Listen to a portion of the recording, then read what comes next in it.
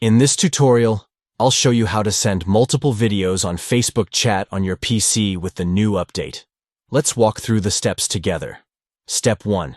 Start by opening Facebook.com on your PC and ensure that you are logged in to your Facebook account.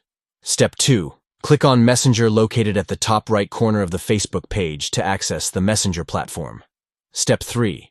Open any group or chat on Facebook where you want to send the videos. Navigate to the specific group or chat you wish to share the videos with. Step 4. Look for the photo and video icon at the bottom of the chat window next to the text box. If you don't see these options, click on the plus symbol next to the text box to reveal additional options. Step 5. Choose the videos you want to send by selecting them from your PC. Click on the videos you wish to share with the chat participants. Step 6. After selecting the videos, click on the Open button to add them to the chat. You can also simply press Enter as a shortcut to send the videos.